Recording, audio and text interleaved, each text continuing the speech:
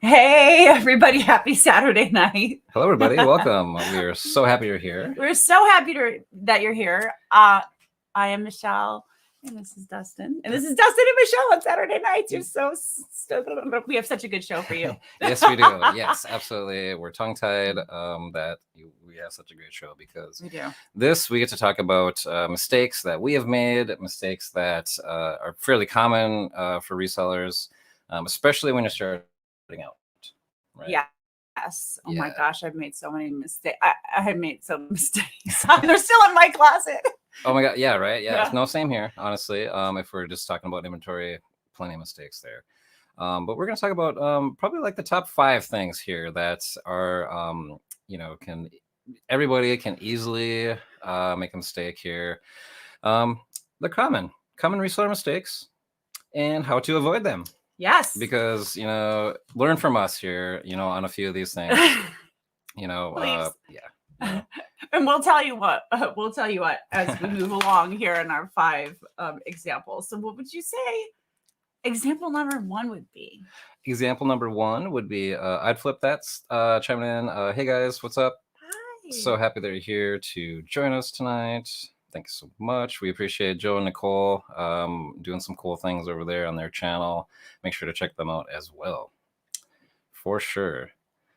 So as we get into our common reseller mistakes here, we think number 1 here, it's not necessarily in any particular order, I don't think, but one of these first ones, just to make it sort of flow, is, buying inventory just because it's cheap.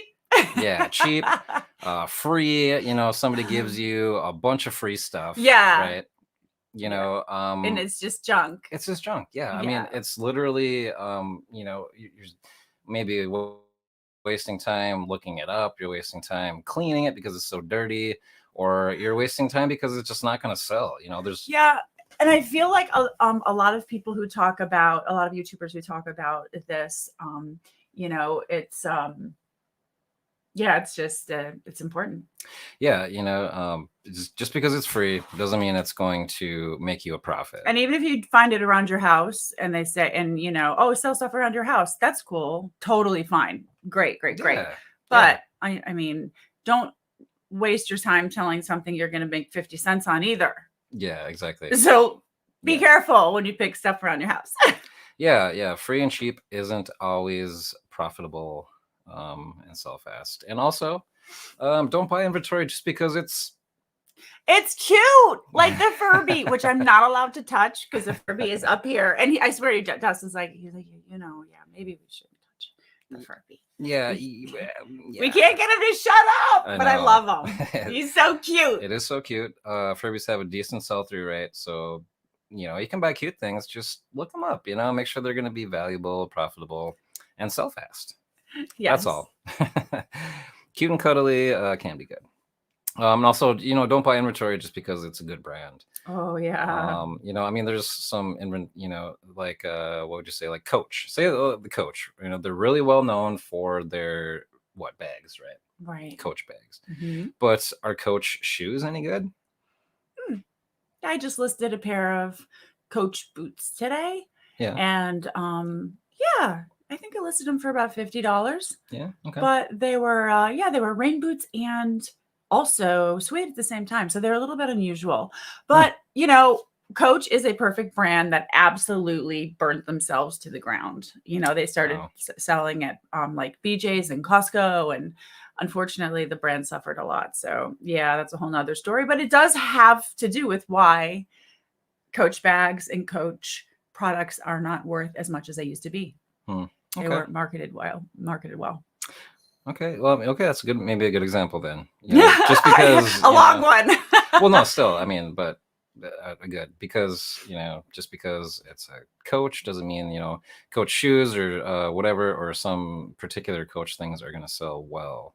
So again, I would say a good solution would be like I said, do your own research. You know, whatever somebody else says, you know, oh, these are selling well for me, may not exactly sell well for Oh you. my gosh. Oh my gosh. Okay. Yeah. So I have a couple of little stories that I wrote down here on my notes. And one of them was, oh, I love watching other YouTubers. I love learning. I love watching other people get really excited, you know?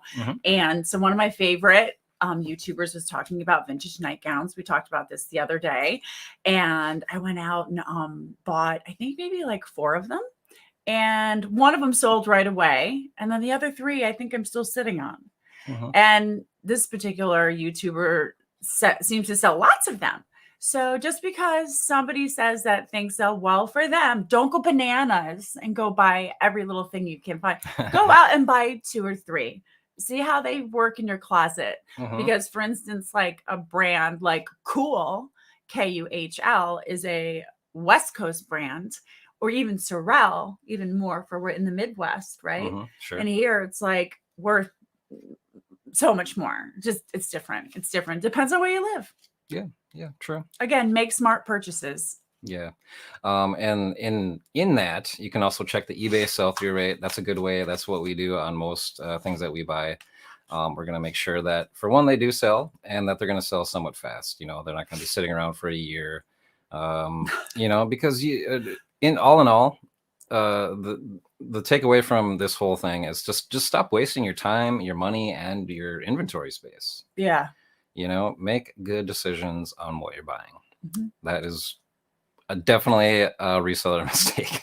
At least do a little research so that you feel like you did the best you can. Absolutely. I mean, we never know if things are going to sell quickly or not. I mean, let's be real. Sometimes things don't work out the way they want to, but you know. Yeah. So we'll go on to another mistake now. Being inconsistent to being inactive on your platforms. You know, maybe you're doing more sourcing than listing. You know, I mean, that's the fun part. Of course. I love shopping. That's the best part. But, you know, that can make your death pile just huge. And then you're like, oh my gosh, what should I list? Where should I start? What do you mean? I have no idea what you're talking about. Yeah, no. We'll just go up in the attic and we'll make $1 million thrifting from my attic. No, yes, right. Yeah, we'll have to do a show on that again. Because it is pretty awesome. And then, you know, if you're procrastinating on listing, you're procrastinating on organizing things, or you're procrastinating on just getting those things shipped out that have already sold, you know, your rating's gonna go down. You know, your the eBay algorithm, they see you're not listing consistently. Yeah. So they're not going to give you consistent traffic. It's really as simple as that, honestly. So a solution to that is to be consistent. And it's hard. It's so hard. I mean, let's be real for a second here. Okay. I mean, this is cool. Like we're talking about this, but we have so much crap to do at the end of the day. And if you work and you're a mom or you're a family, it's just a dad and who's busy. Like, oh, it's almost as if sometimes like in the morning, I wake up and do like take pictures of 2 listings before I would leave for work, you know, and then at least I'd have 2 done. And then at lunch break, I'll go and like, you know, refresh some of my old listings, just really try to take advantage of every opportunity to relist and be consistent. But having said that, we've been like really super busy. Who knows? Algorithms always change too. Yeah, we've been working so hard. That is absolutely true. We workaholics, both of us. We are. We love it. Yeah, and it's great. So making a workable schedule, you know, that's workable for us. That's workable for you. That's believable that you can stick to. That's what you should do. You know, just stick to that schedule and make consistent listings every single day. Making a schedule is so important in holding yourself to that. Scheduling in time with your partner to do something, to go for a walk, to ride a bike, to just do something is so important. Like today we did exercise together. We had so much fun. It was so silly. And, but it was time we spent together, you know, and then I conditioned my hair and did my blah, blah, blah, blah, and we both kind of are trying to learn how to mix it in. So that's really important too. Yeah. I got to get personal time and professional time. Yeah. And that can be really tough when you're working all the time. And when you enjoy it. and you enjoy it. Yes. So it's great when we get to, work together and enjoy everything together as well. So Yeah. it's so nice. And it was like I was saying, create those fresh listings daily, whether you cross list or not, to making those fresh listings for that platform and for your business, really. So get those out there. And, basically a takeaway from this is if you treat your hobby like a business. I love this. It's so true. Yeah. If you treat your hobby like a business, you're going to get business results. That is exactly right. If you treat it as a business and you make a schedule and you set goals and you wonder why all these, you see these other people and you're, wow, they're so busy, they're so successful. And it's all about just being consistent and having, not giving up. Yeah, you have to be consistent with what you're doing in anything if you want it to grow and build. So, and treat your hobby like a biz, like you said. I mean, if you have a part-time business, that's cool. It's a part-time business. Then treat it like a part-time business. Only work 15 hours a week. It's not a part-time business if you're working 30 hours a week and you're saying you have a part-time business too. Then that's another thing. Right. It's another show. Yeah, no, I mean, we could probably break this down into many different shows and oh my gosh, go a little bit more in depth, just like our shipping video that we did not too long ago. Yeah, for sure.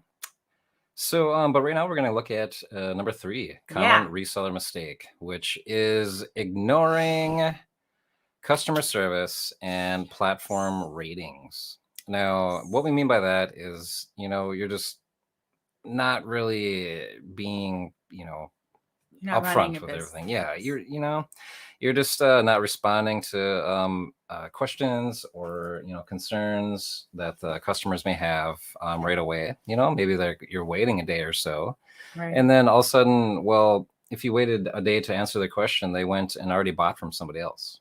I have heard actually that on Poshmark, if somebody sends you an offer on something and you don't respond, let's say they send you this, it's like an Athleta, dress, they send you a $12 offer and you're about ready to jump out the window. And if you just ignore it because you're like, whatever, I'll just ignore this person, it's better for you to decline because it shows the app that you're there, that you're reading it, that you're involved. And I used to think declining was being, crabby, bitchy, but no, it's not. It's letting them know that you're a part of the app and that's what they want to know. They want to know you're there. Yep. Activity on the platform, whatever it is, whether it's listing, doing those messages, sending offers, all those different things, as long as you're active, I'm sure they see that and it's going to bring you more traffic.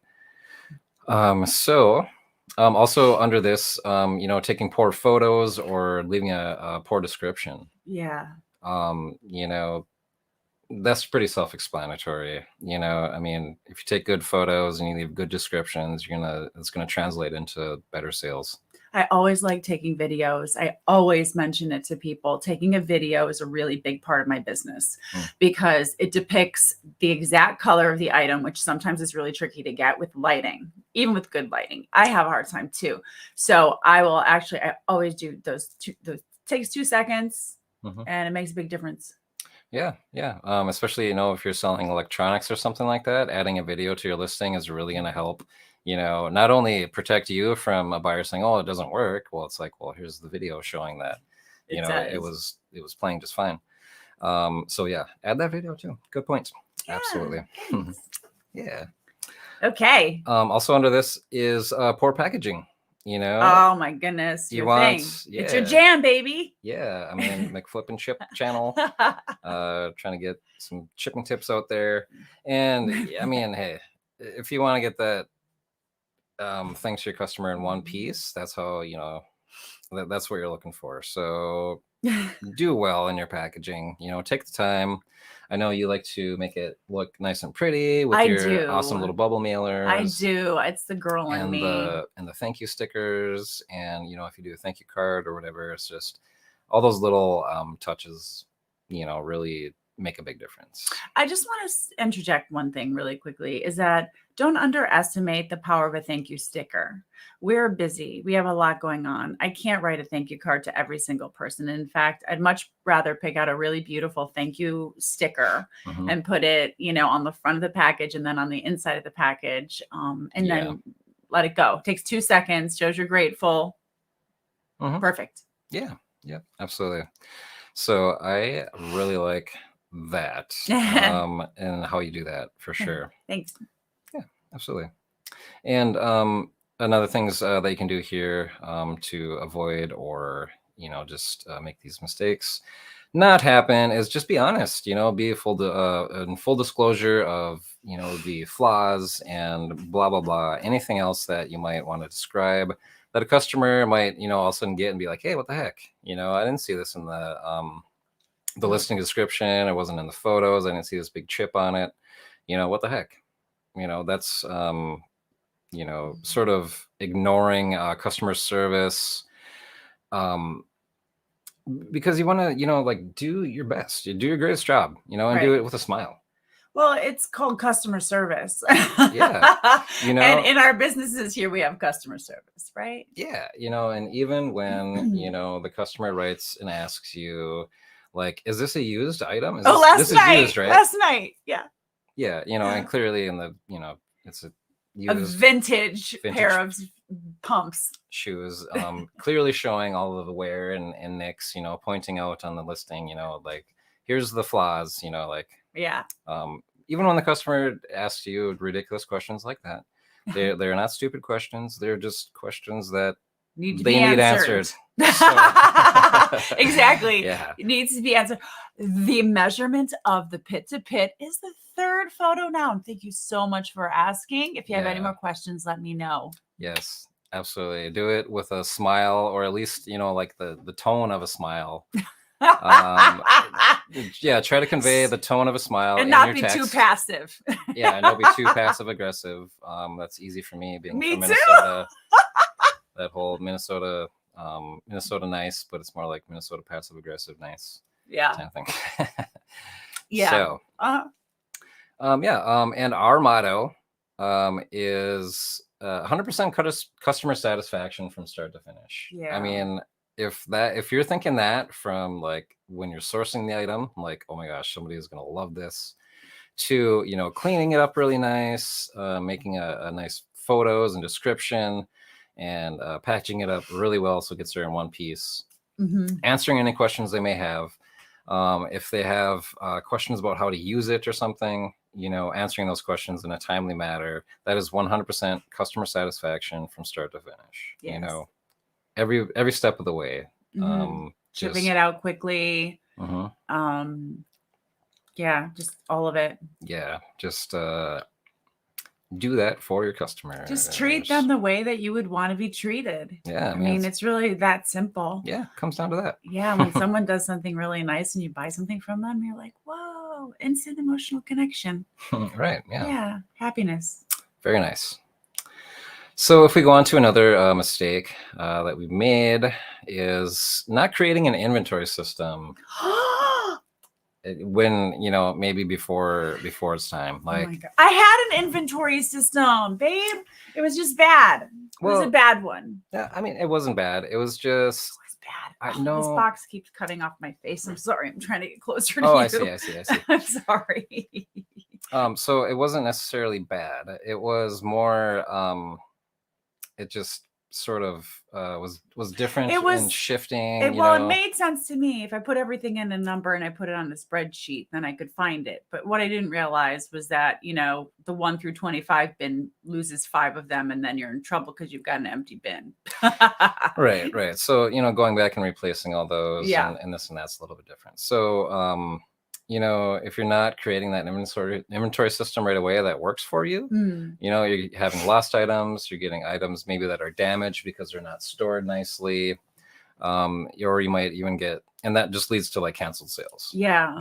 Hey, sorry, no platform or customer likes having a sale canceled on them.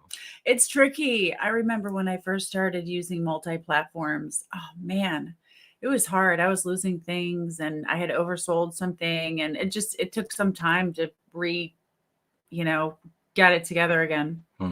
Right. Yeah. It's, so getting that inventory system implemented as soon as possible is really what's going to help, just avoid all those lost or damaged items and those canceled sales. And the stress that goes along with it. Yeah. The stress, it's like, you see something sells and you're like, crap, that was one of the first things I photographed. I hope it's there. Yeah, no, I'll still get a little, oh no, sometimes on a few of those items because they were so old, and maybe I put them in just a really general area or something. So yeah, I mean, keep that inventory system rolling how it works for you. We personally use an alphabet. We put alphabets on the outside of our plastic bins, and then we put those bins on a shelf, all nice and organized. Now that seems to work for a lot of resellers. It's just sort of a really common way to do it. And if you want to see exactly how we do it, check out our video down there. That's the thumbnail on the bottom right corner there.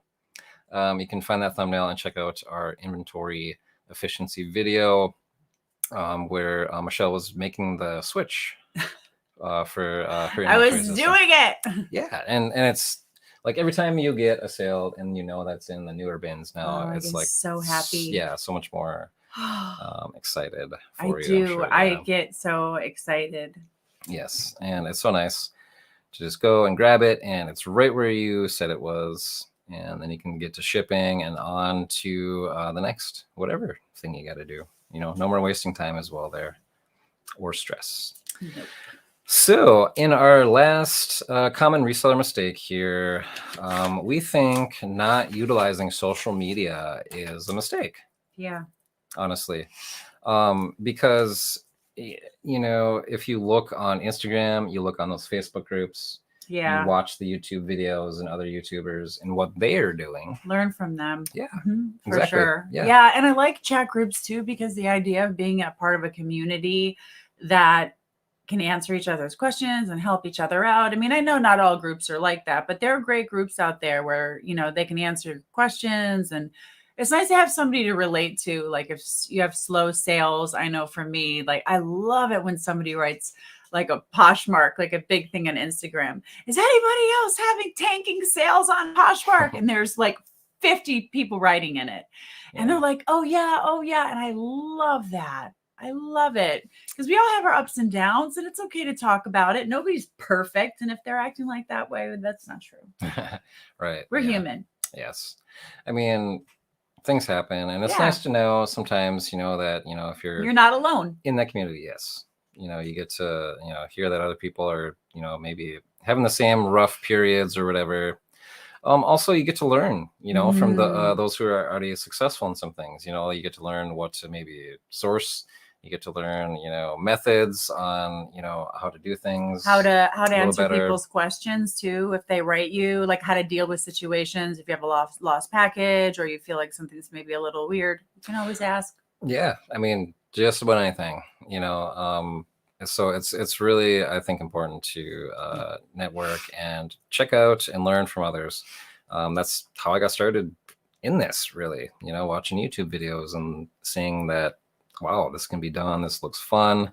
This is right up my alley because I want to start a business, and I love, source and thrifting and collectibles and all that stuff. So yeah, Instagram, Facebook groups, and YouTube videos. Those are great ways to learn and to make new friends and to grow your business. And also just to promote yourself. You're promoting, like I know that Dustin's helped me so if I post something, so elementary, but so if I post something on Instagram, it automatically posts on my Facebook page too, or whatever. I don't know what he's done, but it's like a one-click thing. But it's very, very important to have just be involved in social media. And if you find being involved in 3 of them are too much, it's too much for you. We've been going through stuff too, because we're like focusing a lot on YouTube. And I mean, I don't know. Yeah, absolutely. So just keep rolling along, guys. These are the top 5 things. Yeah. So take them into consideration. They're really good basic ones, but sometimes starting with the basics is the best. Absolutely. Yeah. And avoiding these 5 basic mistakes are really going to help you get your reselling business growing off the ground, a little bit more successful, whatever the case may be. So we just really hope this helps you.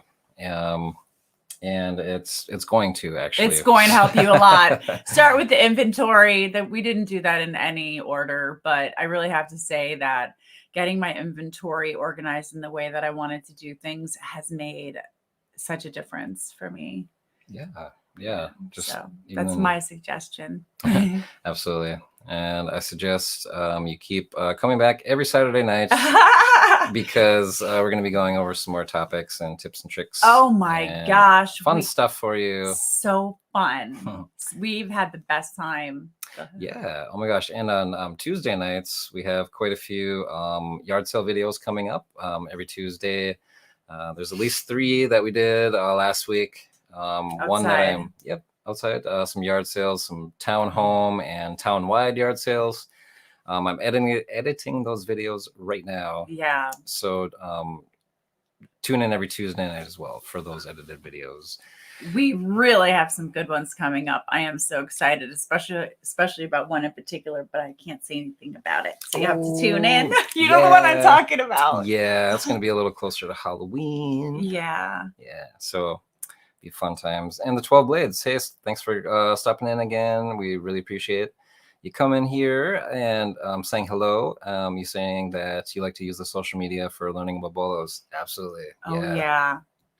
That is, like I was saying, that's how it's a great tool. Started, figuring out what to source for. So, yeah, absolutely. Check out those YouTube videos. Check out our thrifting videos to see what we source and to be on the lookout for.